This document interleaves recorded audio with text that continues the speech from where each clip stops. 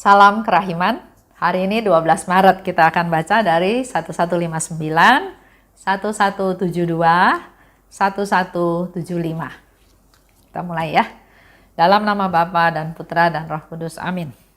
1159. Pintu kerahiman Allah sudah dibuka bagi kita. Marilah kita mengambil manfaat darinya sebelum hari penghakiman Allah tiba. Karena hari itu akan menjadi hari yang mengerikan. 1172. 1 Juli 1937. Hari ini, waktu doa malaikat Tuhan, Tuhan memperlihatkan kepadaku kasih Allah yang tak terselami terhadap umat manusia. Allah mengangkat kita menjadi ilahi. Pendorongnya tidak lain adalah kasih dan kerahimannya yang tak terhingga. Memang misteri itu kau beritahukan kepada kami lewat seorang malaikat, tetapi engkau sendirilah yang melaksanakannya. 1175. Buah meditasi. Apapun yang dilakukan Yesus, dilakukannya dengan baik. Ia pergi kemana-mana sambil berbuat baik. Cara kerjanya penuh dengan kebaikan dan kerahiman. Langkah-langkahnya dituntun oleh belas kasih. Terhadap musuh-musuhnya, ia menunjukkan kebaikan, kasih sayang, serta pengertian, dan kepada orang-orang yang membutuhkan, ia memberikan pertolongan dan penghiburan. Dalam bulan ini, aku memutuskan untuk dengan setia meneladani ciri-ciri Yesus ini. Biarpun ini menuntut banyak pengorbanan dariku. Pintu kerahiman Allah sudah dibuka bagi kita. Itu satu pemberitahuan Suster Faustina kepada kita semua para pembacanya. Karena dia tidak katakan untukku, tapi untuk kita. Artinya untuk dia dan untuk kita semua ya yang mendengarkan. Pintu kerahiman Allah telah dibuka. Mari kita mengambil manfaatnya. Jadi harus ada tindakan proaktif, ada step aktif dari kita untuk diajak oleh Suster Faustina mengambil manfaat dari pintu kerahiman Allah tersebut. Karena sebelum hari penghakiman Allah tiba, itu yang harus dilakukan. Kalau hari penghakiman Allah sudah tiba, karena hari itu akan menjadi hari yang mengerikan. Waktunya kapan kita nggak tahu. Tapi kita semua tahu bahwa akan ada hari penghakiman. Dan kalau hari ini tiba, dikatakan oleh Suster Faustina, hari tersebut akan menjadi hari yang mengerikan. Oleh sebab itu, pada saat sekarang ini, waktu pintu kerahiman dibuka, mari kita menimba manfaat dari kerahiman Tuhan. Dan Suster Faustina sharing lebih lanjut, waktu doa malaikat Tuhan. Kita juga sama ya, sering doa jam 6 pagi, jam 12, dan jam 6 sore. Awalnya saya juga nggak suka doa malaikat Tuhan. Jadi kalau ada pertemuan, ada doa atau ada sesuatu, tiba-tiba ada teman bilang, doa malaikat Tuhan. Ya sudah ikut. Tapi dari diri sendiri nggak ada keinginan untuk berdoa malaikat Tuhan. Suami saya awalnya, dia yang makin hari makin rajin, makin konsisten berdoa malaikat Tuhan. Akhirnya saya juga jadi kebawa, ikut sama dia. Ini juga gara-gara Corona ya, gara-gara COVID-19, di mana sehari-hari kami berdua hampir sehari-hari di rumah berdua. Jam 6 berdoa malaikat Tuhan, jam 12 biasanya dia ngajak atau ya Tuhan tiba-tiba ingatkan jam 12 doa malaikat Tuhan dan jam 6 sore doa malaikat Tuhan. Ternyata di dalam doa malaikat Tuhan juga Tuhan bisa menyatakan sesuatu, bukan rutinitas seperti biasa saja, tapi di situ katakan Tuhan memperlihatkan kasih Allah yang tidak terselami terhadap manusia. Suster Faustina mendapat satu pencerahan, satu penglihatan tentang kasih Allah terhadap manusia. Allah mengangkat kita jadi ilahi. Itu semua semata-mata bukan karena jasa kita, bukan karena kita hebat, tapi karena kasih dan kerahiman Tuhan. Maka kita diangkat menjadi ilahi. Dan di 1175, Suster Faustina mencatat tentang buah meditasi. Jadi kalau kita lakukan meditasi, pasti setelahnya akhirnya ada kesimpulan, ada intisari yang kita dapat. Nah, di sana Suster Faustina katakan, dia punya satu keyakinan bahwa apa yang dilakukan Yesus dilakukannya dengan baik. Kita belajar ya satu-satu poin ini. Kalau Yesus melakukan sesuatu, maka dia lakukan dengan baik. Nah, bagaimana dengan kita? Kalau saya melakukan sesuatu, apakah dilakukan dengan baik? Apakah dilakukan asal-asalan? Apakah ya sudah, yang penting saya lakukan. Hasilnya seperti apa bukan urusan saya, tapi saya sudah lakukan. Atau ya saya lakukan karena takut dihukum, takut dimarahin. Atau saya lakukan hanya mau pamer. Nah, jadi mari kita evaluasi sendiri ya. Yang saya lakukan apakah sama dengan yang Yesus lakukan? Karena Yesus dasarnya semua yang dia lakukan, dilakukannya dengan baik. Ia pergi kemana-mana sambil berbuat baik. Begitu pula dengan kita semua. Kalau kita pergi kemana-mana, apa yang menjadi fokus kita? Memenuhi kebutuhan kita. Waduh, udah lama pandemi di rumah aja, saya mau rekreasi. Saya mau jalan-jalan. Saya mau cuci mata. Saya mau makan enak. Ya, masih saya, fokusnya saya. Tapi mari kita belajar dari Yesus. Yesus itu pergi kemana-mana. Kalau masih punya kaki utuh, masih kuat, masih bisa jalan, pergi. Tapi tujuannya jelas, sambil berbuat baik. Berbuat baik bukan untuk diri sendiri, artinya berbuat baik kepada orang lain.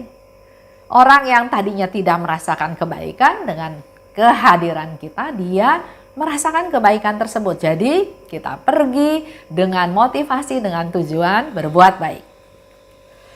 Cara kerjanya penuh dengan kebaikan dan kerahiman. Semua yang dilakukannya atas dasar kebaikan dan kerahiman. Contoh, dia lagi jalan, melihat iring-iringan. Ada anak muda yang sudah meninggal. Yesus menjamah dia supaya dia hidup kembali. Karena dia kasihan, lihat si janda ini cuma punya anak satu dan anaknya meninggal. Contoh yang lain, jubahnya dipegang oleh seorang wanita.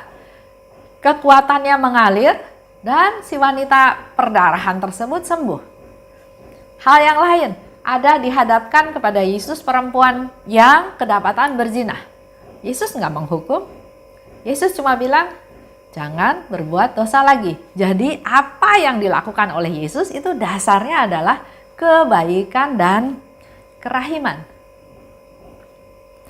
Langkah-langkahnya dituntun oleh belas kasihan. Tadi saya sudah kasih contoh ya. Apa yang dilakukan oleh Yesus dasarnya belas kasihan. Menyembuhkan mertuanya Petrus. Membangkitkan Lazarus. Itu semua dasarnya belas kasihan. Terhadap musuhnya, dia menunjukkan kebaikan, kasih sayang, dan pengertian. Ada orang yang memusuhi dia ya, banyak bahkan. Karena nggak sejalan dengan pemikiran si musuhnya tersebut. Tapi yang Yesus lakukan bukan balas. Ada orang serdadu yang kupingnya dipotong, ditebas oleh Petrus. Yesus menempelkan kembali, menyembuhkan. Bahkan dia menegur Petrus. Pada orang yang membutuhkan, ia memberi pertolongan dan penghiburan. Tadi sudah saya kasih contoh ya. Lazarus meninggal. Maria Marta sedih. Dia memberikan penghiburan, dia memberi pertolongan, dia menghidupkan Lazarus kembali. Orang yang kerasukan setan.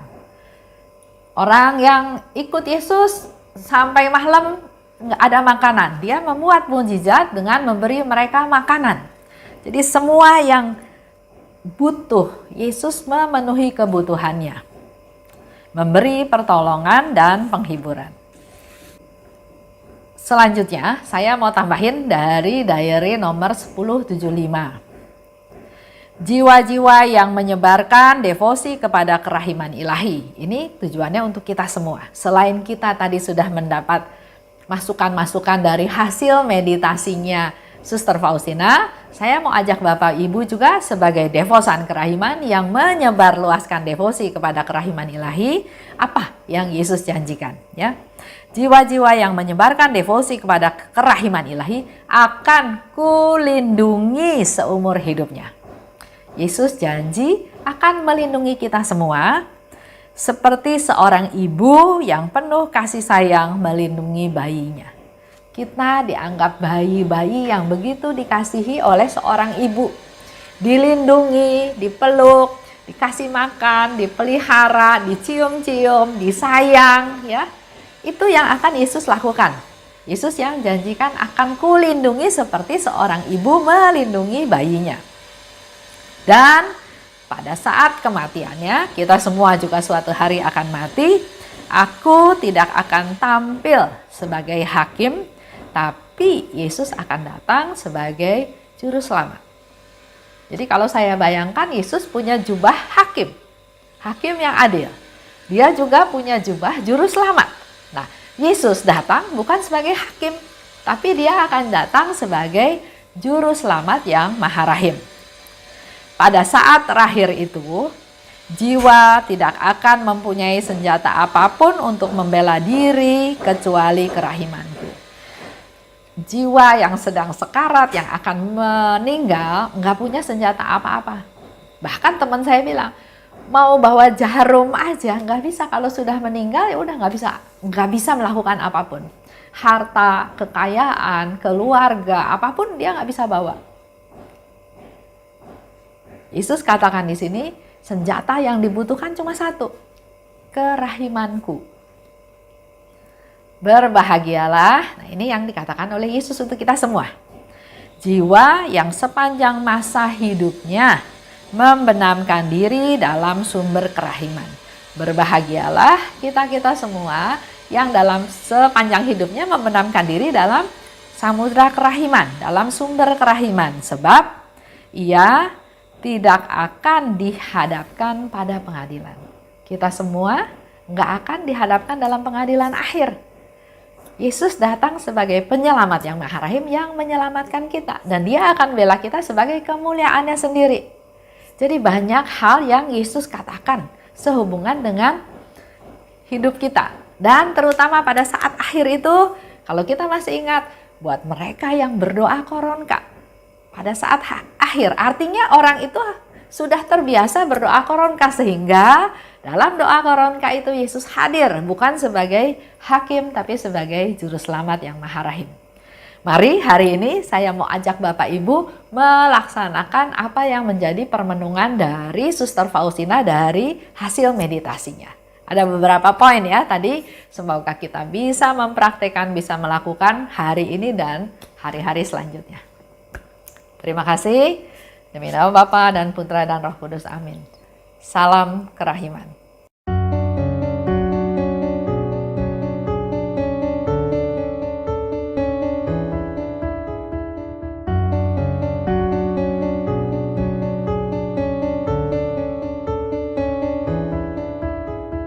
Mengapa engkau membiarkan banyak dosa dan kejahatan? Mengapa engkau tidak menghukumnya? Ternyata engkau masih memberi kesempatan. Dia memperpanjang masa kerahiman. Celakalah mereka yang tak menyadari. Tulis dan wartakan kerahimannya. Mohon rahmat bagi mereka yang berdosa. Ya Yesus, terima kasih atas semua kesempatan yang Engkau beri. Ya Yesus, ampunilah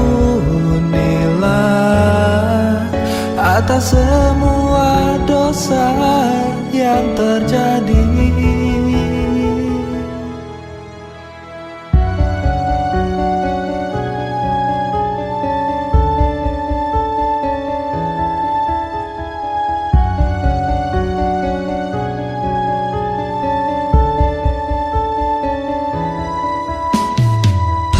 Mengapa Engkau membiarkan banyak dosa dan kejahatan? Mengapa Engkau tidak menghukumnya? Ternyata Engkau masih memberi kesempatan. Dia memperpanjang masa kerahiman. Celakalah mereka yang tak menyadari. Tulis dan wartakan kerahimannya. Mohon rahmat bagi mereka yang berdosa. Ya Yesus, terima kasih atas semua kesempatan yang Engkau beri. Ya Yesus, ampunilah atas semua dosa yang terjadi. Ya Yesus,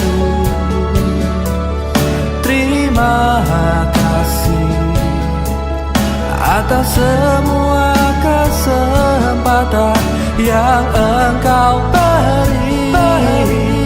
Ya Yesus, ampunilah atas semua dosa yang terjadi.